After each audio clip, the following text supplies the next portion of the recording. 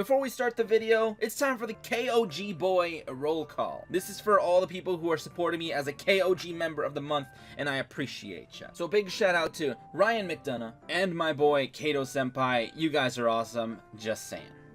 How's it going, guys? RNG Life here, and today, you know who else is here? Blair is here, and well, she's bringing some actually good support. Like one of her new cards is like absolutely amazing, and I'm super hyped to play it. I'll be talking about that in a sec. But yes, Blair is here. This is her unlock event. If you want to unlock her, for me in the US, it says that she will be unlocked on the 27th after getting 1,200,000 points. So I'm going to be showing you guys a farm. Well, to be honest, it's a pretty standard farm. But yeah, I'm going to be showing you guys how to basically get those points. Also, let's take a look at her rewards and see what is worth and what is complete garbage. So first things first, we got Familiar Possessed Lina. This card, I don't really see it being any good anytime soon. But in the future, at some point, Konami in the OCG might release new Familiar Possessed support that might make the deck meta. And then they might bring it into Duel Links, because why else would they give us these trash cards, dude? The Familiar Possessed are really, really bad. I can't defend them. They're really bad. But yeah. Dude, they're actual familiars. Like, they play better than them themselves. But whatever. So Lina, sure, I guess rack them up just to have them, just in case. She does have the ability where she can search a spellcaster with 1500 or less defense from your deck if summoned this way, which her way is basically by tributing a light monster and another Lina, the light charmer, on the field, which is a little bit tricky, a little bit weird, but okay, whatever. So yeah, that's the thing with her. Cool. Next up, we got Maiden in Love. I absolutely detest this card. I hate this card with a passion, dude. I could not make a deck for Maiden in Love no matter what. Like, it took me like 7 tries. I made 7 different decks. Each deck was like 4 to 6 hours, probably more of just studious training. I tried so hard, could not make a deck for her. This card literally broke me. I hate her so much. I hate Maiden in Love so much, dude. But yeah, but you know what makes up for it? The fact that we got Lila, Twilight Sworn Enchantress. Here's the thing, guys. Twilight Sworns are like a TCG OCG thing, and oh my goodness, dude, these cards are kind of crazy. They're like Light Sworns, but like the next step, dude. And then they're what make things like a chaosy, and I really like that. So we got a new Lila, who is basically her effect says, once per turn, when a spell, trap card, or effect is activated, quick effect, meaning at any time. It's fast. Your turn, your opponent's turn, whenever. Draw phase, it doesn't matter, dude. It says you can banish one Lightsworn monster from your hand or grave, which is awesome because you don't even have to have them in the grave. You can have them in your hand, dude. You can have your stale wolves in your hand and you can get rid of them, which is kind of insane. So you can banish them to target one face-up spell and trap card on the field. Destroy it, dude. Get rid of all field spells, get rid of all like face-up spell and traps or whatever that are just really annoying. Yeah, this is kind of a big deal. Once per turn, if your other Lightsworn monster's effect is activated, send the top 3 cards of your deck to the graveyard. The only downside is I guess she doesn't mill herself, but that could be a good thing because you don't want all your Lightsworns milling because you will deck out in Duel Links. So that's why I think Twilight Sworn Lila over here, oh my goodness, dude, she's so good. So yeah, she's the only one that I'm gonna like actually say get 3 copies of her. She's gonna be amazing. Other cards are like Herald the Green Light. This is a spell negation, which is alright in a fairy deck. I mean, that could be pretty okay, but And as for the rest, we got like Cupid's Kiss, support for like the Maiden in Love, which is terrible and I hate it. I think the rest of it is pretty much stuff that we've already had. And yeah, except for like I guess these.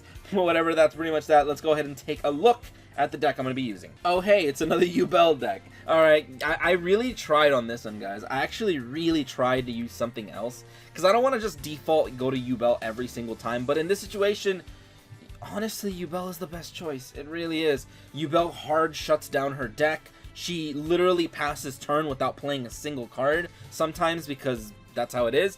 The only thing she could possibly do is destroy your field spell, which will get your Terra Incarnate off the field, summoning this other one, but you have multiple ways to get another one out, so it's not really a downside. So if she does blow you up with Lila or whatever, it doesn't really matter. This deck is made to just obliterate her. And I've tried other things. I've tried Cloudians. I've tried Paleo Farm deck.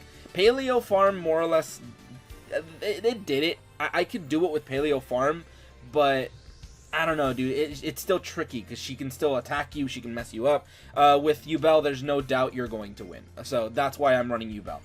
And the only change I've made to my YuBell deck is I have 3 copies, 3 copies, and 3 copies of YuBell. So yeah, and that's pretty much the difference. I have 3 copies of these now, which is pretty cool. We're using Montage Dragon, which is a staple in this deck. You need Montage Dragon. You don't have to have, like, max out all of these. You can have, like, I don't know, 2 of each if you want. It doesn't matter. The only thing is you have to make sure that on your last turn, you have 3 level, whatever, like 11 or 12 monsters in your hand, so you can summon Montage Dragon. Or maybe even 10. Maybe even YuBell. So that's why...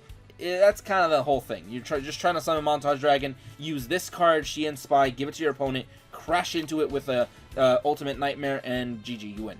As for the other cards in the deck that just fill out the deck, we have to run 3 copies of Fire King Island, therefore 3 copies of Yaksha, therefore we're running 2 copies of Planet Pathfinder, but you can make it an even 3, you can save that, and cut out the Sangan that I have at 1. Sangan's just cool because I like the deck thinning, and it's just really, really nice to search your Planet Pathfinder, which will search you a field spell, and so on and so forth, which will search you a Yaksha.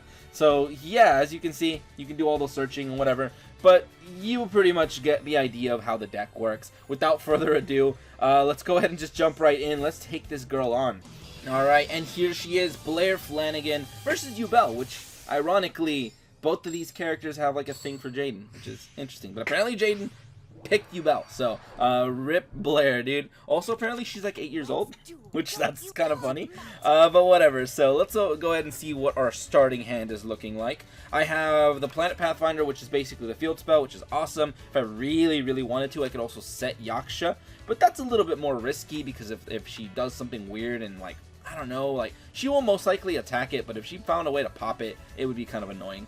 So I'm going to go ahead and go for the Pathfinder and find that correct path for this victory. So I'm going to add our field spell. Unfortunately, like I said, I don't even have a single copy of these Glossy, which is kind of lame. So let's go ahead and activate this.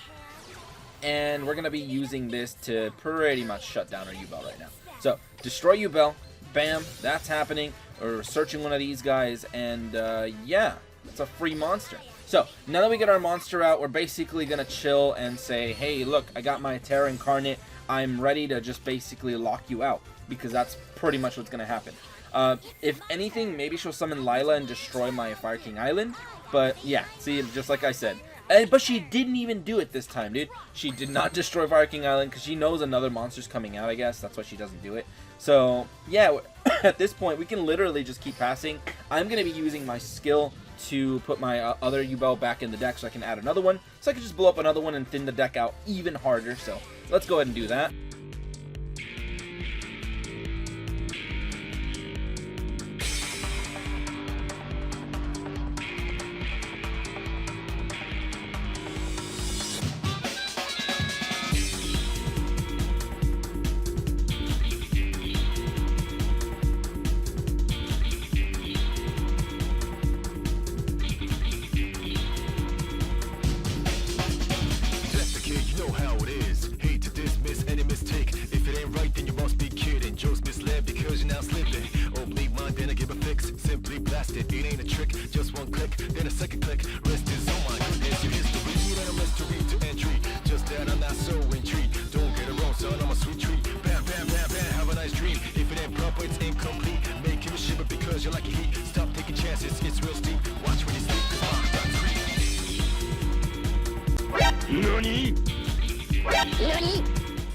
Alright, well, looks like she decked out on this one, which is kind of lame. So let's see if we already have the win condition to just force out a win. Let's see, we have this guy, we have 1, 2, and 3, and this. Yeah, I think we literally have the win. So, unfortunately, we didn't get to draw all our cards, which is kind of lame. I technically, no, I don't have any more with Planet Pathfinder. I could still summon him, though, but yeah. Let's go ahead and do some stuff right now. Let's basically say Fire King Island, probably destroy my own monster. Then I'll go for the crazy combos and so on and so forth. So, let's do this. Alright, Fire King Island basically says my monster dies, activate Incarnate, summon the one from the grave, so bam, it comes on back. It's annoying because she played way too many Lilas this game, so she just milled too freaking hard, which is kind of unfortunate, and sometimes it happens. I was literally a turn off. That's all it was. So yeah. Oh man, dude. Let's go ahead and summon my Pathfinder just for the glossy points. I'll go ahead and summon my Montage by throwing out these 3 cards. And yeah, that should still put us at 10k, right? Yeah, it did. Perfect. So now we're going to go ahead and use She and Spy, give her the big boy dragon. And yeah, it looked like this was a worst case scenario kind of situation, but it was still a win, so I'll take it. Alright, and there you go, Blair. Wow, you're amazing. Apparently. Not as amazing as my JV better. Very, very cool, but fair enough. Let's go ahead and check on that score.